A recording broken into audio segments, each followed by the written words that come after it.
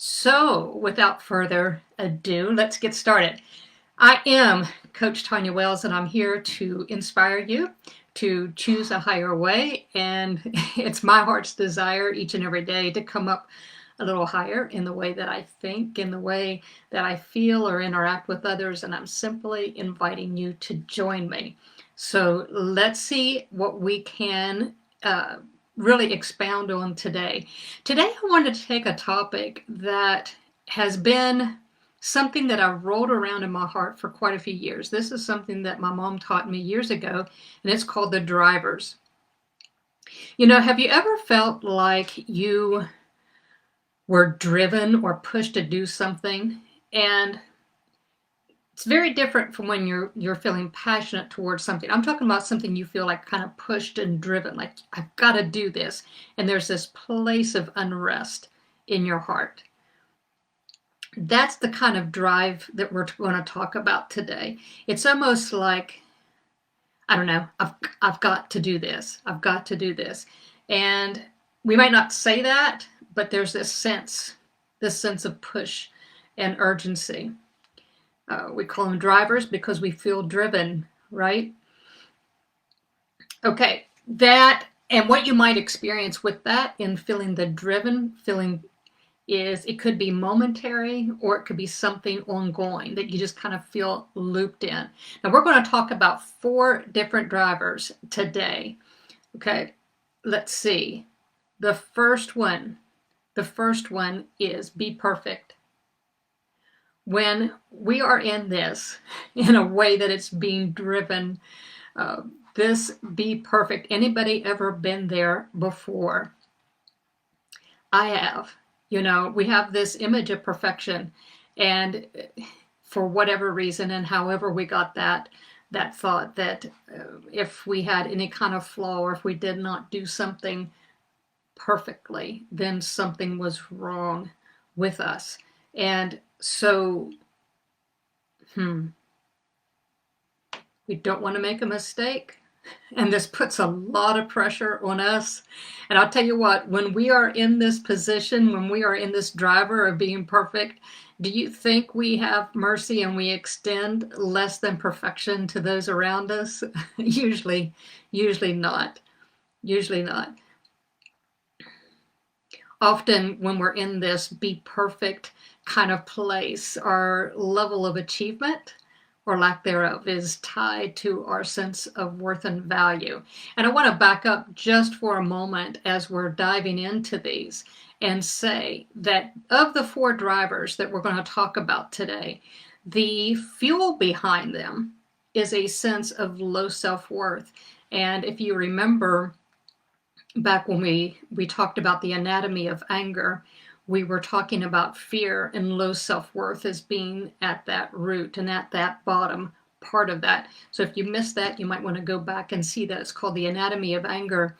It's really, really good. And we shared how that feeling of low self-worth combined with the fear really seems to drive a lot of things. And that is the fuel that drives these drivers that we're talking about today. So we just briefly hit on the be perfect. Be perfect. And that puts a lot of pressure upon ourselves because we're tying our worth and value to that. Often myself, and it may be you, if you were raised in church a lot of your life, there was a lot of perfection, that message of perfection that was tied to religion. And And oh my goodness, what kind of pressure that put on us as we tried to live that out without really understanding the yielded life and understanding truly what I believe Christ was teaching us in the first place. But so religion versus the true message of Christ can place and has helped shape that mold of that driven state of perfection. And one of the things I want to ask us to ask ourselves, or I'm going to ask you, as well as I'm asking myself, is, how is it that my worth and value is tied up into being perfect? Sometimes I think if we reflect back upon our lives, we might be in different places with this. I can remember when this used to be a huge driver for me. Oh my goodness, if I made a mistake, I didn't need anybody else to tell me about my sense of low self-worth. I didn't need anybody else to tell me. I didn't need anybody else to beat me up. I was doing a good number on that myself. And this was such a big driver for me, especially in my earlier years in the 20s and 30s, and probably even into my 40s as well. You know, especially when you really have a part of you that wants to pursue things with excellence. And I know even sometimes today in my world, there might be some that look and they look at my work ethic at work or whatever, and they think that I'm driven. But it's what's driven and what's not driven is really detected by that internal state.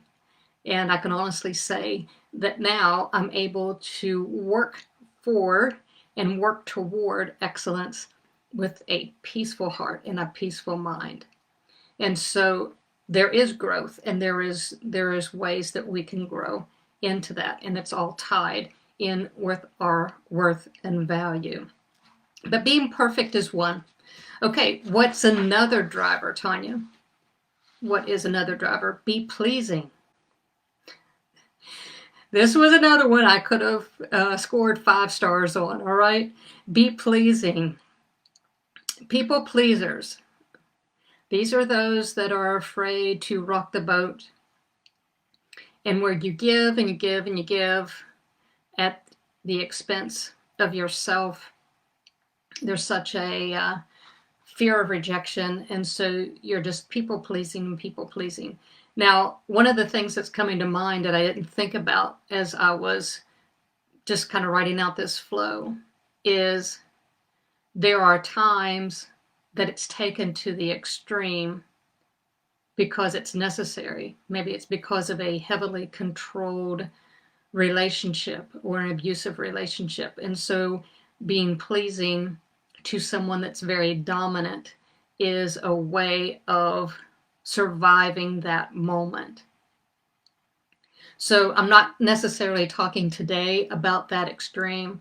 I'm talking about when we have such a low sense of self-worth that we don't even realize that who we are has worth and value too, so that we have a voice, that we can still stay connected if we have a disagreement, or we are we can still value our opinion. We can still value where we stand versus somebody else if it's different. But when we're in that be pleasing driver, it's almost like we're just giving ourselves away all the time. And remember, what's fueling this, it's not a true selfless love. It is one from fear. It is one from not having a true sense of love and self-worth. So it might outwardly look like we're being selfless, but inwardly we're looking for a return when we're driven in this way.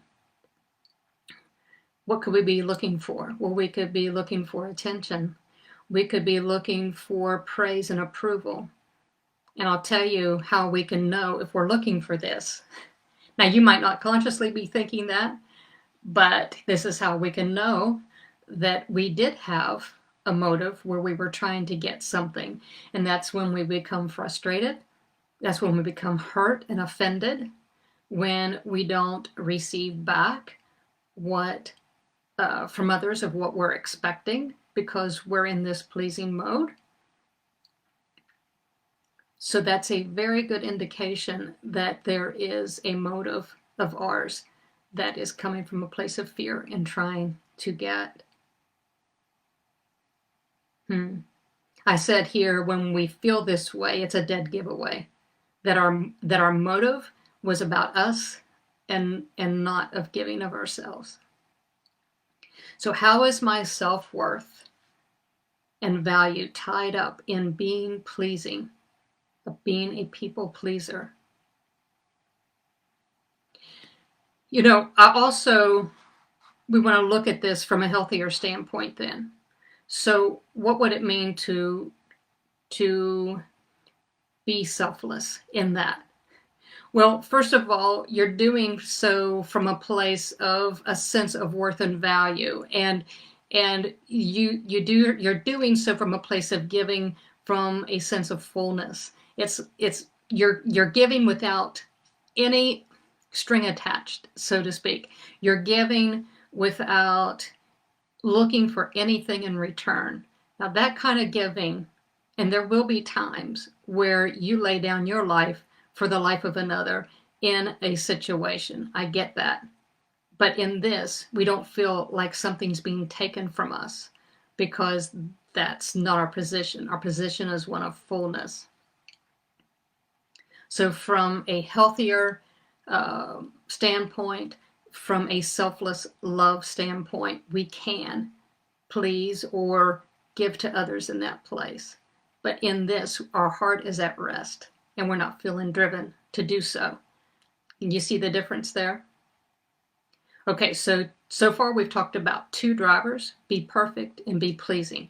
What's number 3? Number 3 is try hard. I'm laughing because I've lived here too, and I keep slipping in and out of this one on different levels. But anyway, try hard. This is an easy one to detect because often these words fly out of our mouth, but I'm trying so hard, right? And anybody else experience that? It is easy to detect because we become frustrated. We become frustrated at what we're doing. We become frustrated at what we're trying to change. We become frustrated with what we're trying to do. And so we're trying hard because there's something that unknowingly, there is something that we are attached to, whether it be a position or a title or what we think others may say or how they might view us. Or there's somebody in our life that we're trying to so hard to change, or maybe it's even trying to change ourselves, but we're running out of gas, We are working so hard that we're becoming frustrated, that we find ourselves irritated, and that is a good indication that we are trying hard from a place of fear and low self-worth. Sometimes trying hard can also be combined with that being pleasing to others, because we can try hard to please others, can't we? And it's almost like we think we can improve someone or change someone, and we really can't.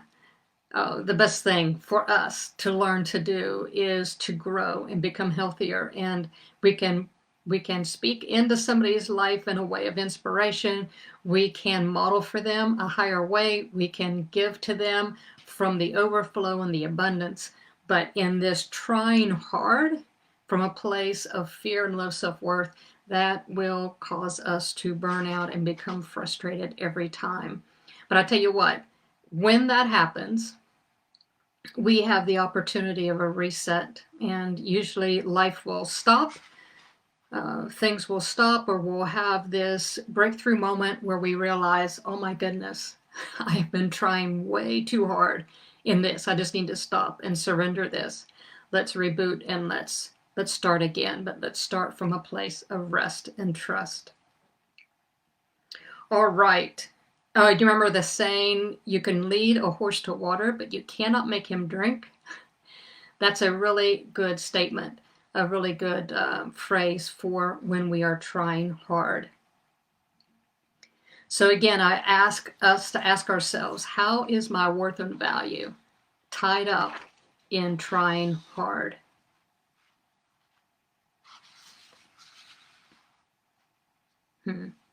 Okay, the fourth one is hurry up. Hurry up.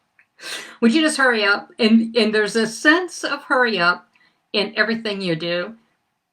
Excuse me, it's when, I don't care if it's you're packing for a trip, or it's something that, uh, what was another example here that I thought of? It could be anything from packing for a trip to where you are in your life, meaning where you are and where you want to be in your vocation or your life or whatever. So it doesn't have to be anything big or great, but there's this sense of hurry up, hurry up, hurry up. I need to hurry up and do this. I need to hurry up and do that. And often we will hear that or even hear that phrase in our mind, and we're in this hurry up mode.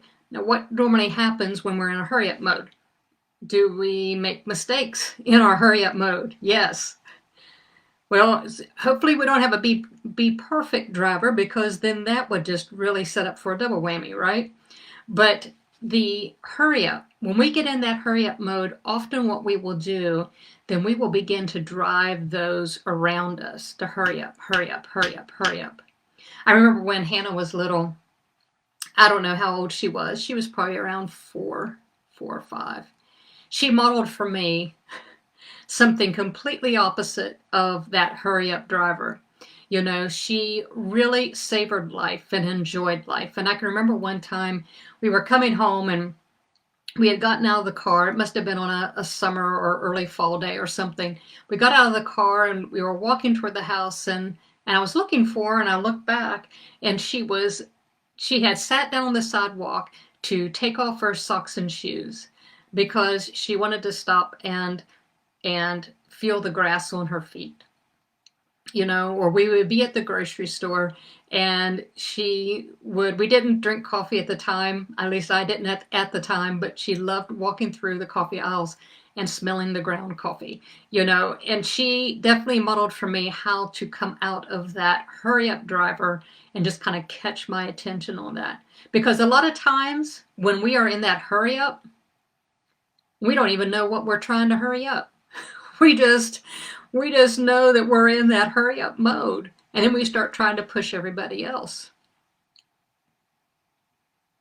One time, not too long ago, I think more so the hurry up for me lately has been really wanting to grow as a person and in business, and have these videos up and running for you guys, and have I have in my mind and my heart all kinds of ideas and titles of videos that I want it to hurry up, right? I can see them.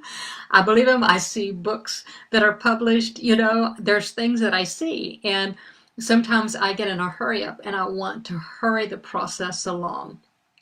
Why? And how is that tied, Tonya, into your sense of self-worth?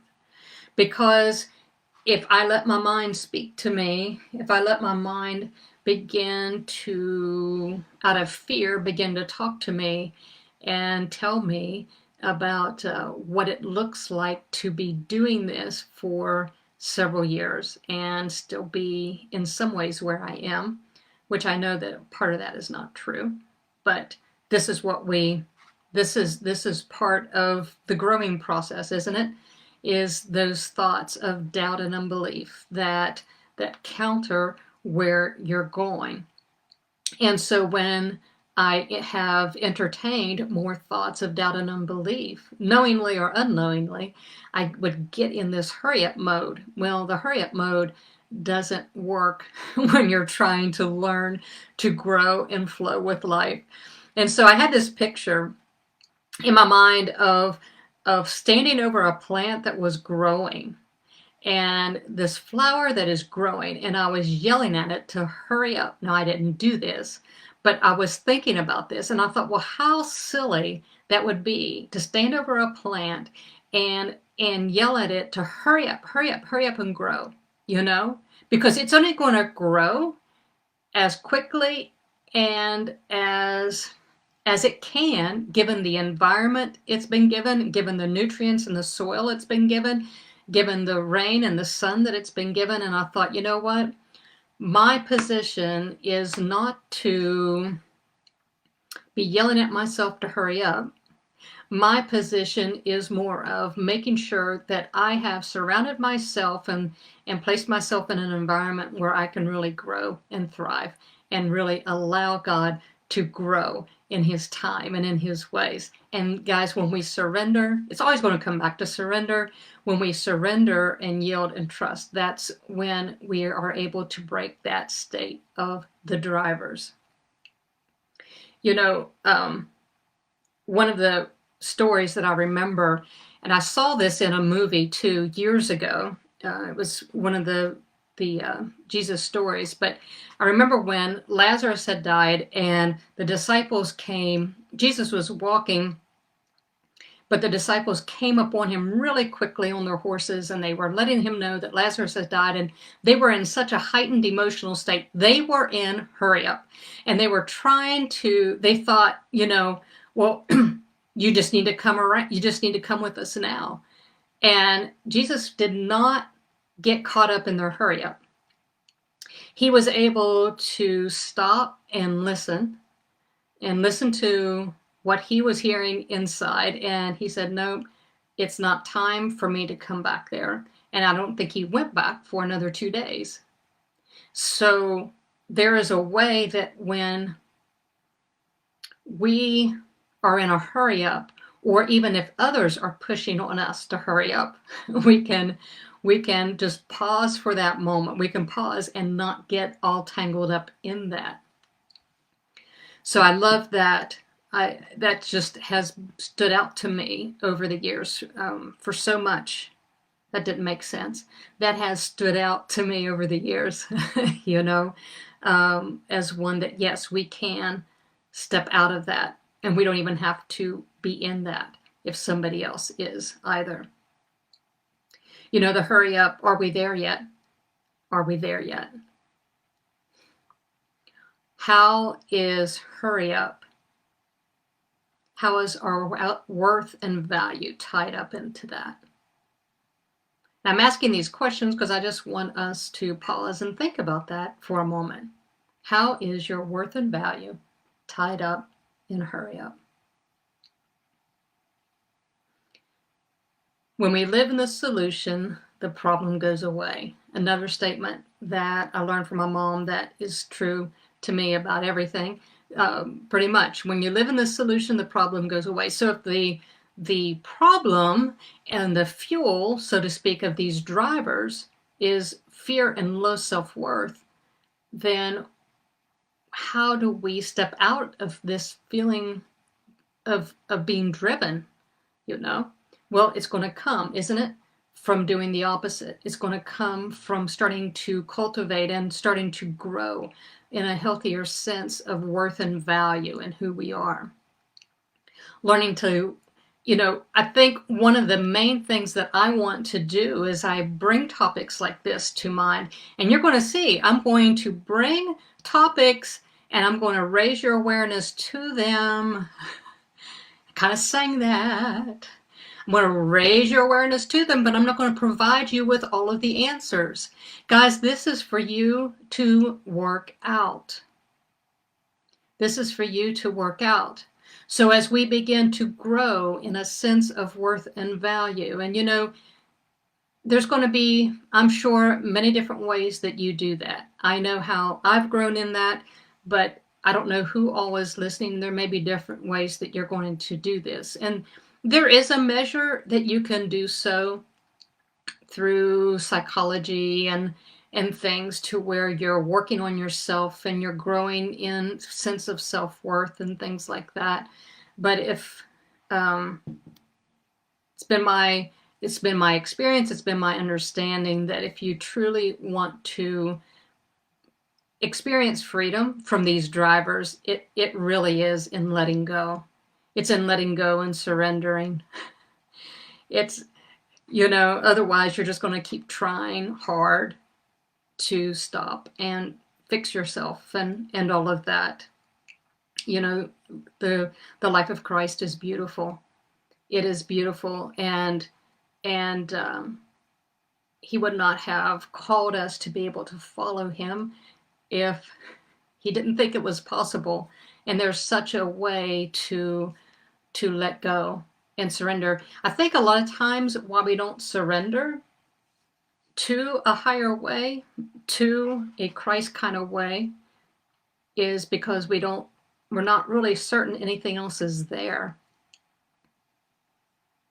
I want to say that again. I think the reason we hold on so much to trying to do things and to try to do all these things and to be driven is because we really don't know that there's another way we can be fruitful in our lives, be productive in our lives, have connection and cooperation in our lives, that we can really be giving to others without being in that be perfect and be pleasing place. So it comes back to a life of surrender and trust. A place where we can let go of being driven and choose. It's when we let go, then we see other options and other choices to choose a higher way. So let's recap here real quick. What are the drivers? The drivers are fueled by low self-worth, fear, and they are be perfect, be pleasing, try hard, and hurry up. Let's learn how to step out of that. First of all, hopefully this will help you see when you're in it. And the beautiful thing is once you see that you're in it, then you can let it go. See, we don't know sometimes what to let go of when we don't even realize what we're doing, right? So let's grow together. What do you say? Let's step out of being, driving so hard to be perfect, because we will put that on to others. Let's let go of being pleasing out of fear and learn how to be kind to others because we're so full of selfless love. Let's learn how to, what was the third one? Let's let go of trying so hard and grow, and let go so that we can grow just like plants grow and others grow just naturally. Let's let go of trying so hard and trying to control others so that we can truly hear and begin to grow and do so in ways that is life-giving rather than cutting our life off. And then the last one, hurry up. Let's let go of the push, because we will project that on other people too. And we'll start pushing them, and they'll either push back or plow right over them. And that in the long run is not good either. So I've given us a lot to work on, huh? I've given us a lot to work on, but we're not going to try hard. We're just going to yield and surrender. All right. All right, guys, listen, have a great rest of your Sunday. I will be back next Sunday, 4 o'clock, and have a good one. Bye-bye.